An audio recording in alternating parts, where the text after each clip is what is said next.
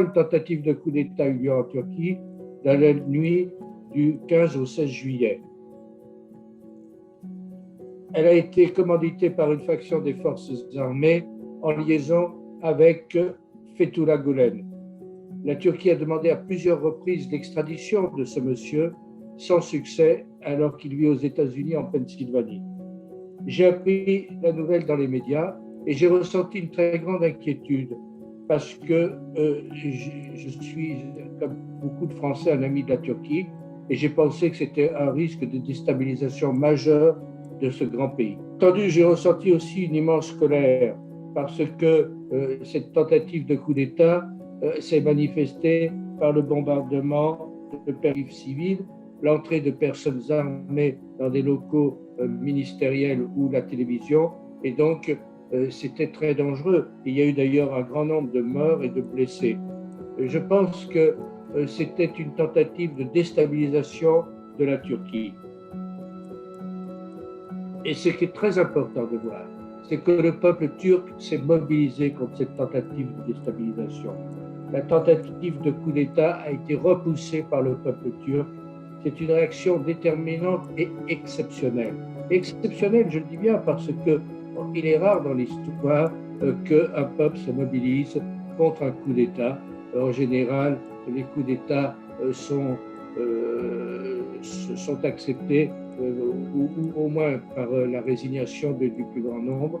Là, il y a eu toute une mobilisation populaire qui a été déterminante, car s'il n'y avait pas eu cette réaction populaire, je pense que le coup d'État aurait peut-être pu réussir.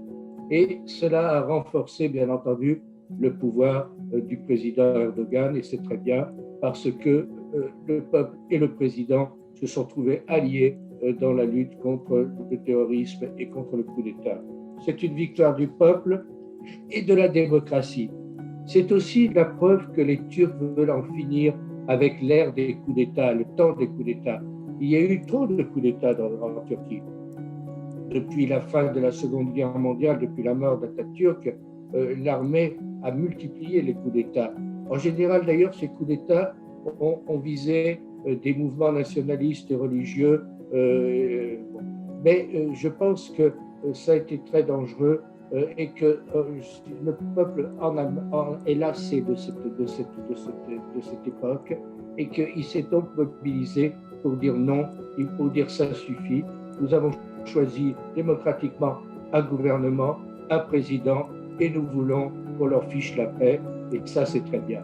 Je pense donc qu'il y a eu de la part du peuple turc une attitude très majeure, très nationale, très conforme à ce que doit être l'attitude d'un peuple qui est agressé. Car c'est à travers le président Erdogan, à travers son mouvement, à travers son gouvernement, c'est le peuple et c'est la Turquie qui était visée.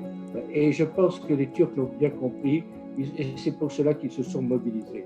Je pense qu'on voulait déstabiliser ce pays, on voulait déstabiliser un grand pays qui est important en Méditerranée, qui est important sur la scène internationale, qui est important dans la région, notamment en Syrie et tout ça, et qui est un élément important aussi de l'OTAN, car il faut se souvenir que la Turquie a été l'un des premiers signataires de la charte de l'OTAN et que ce n'est pas d'hier que la Turquie a rejoint l'OTAN et elle a toujours été un élément déterminant de défense de l'OTAN.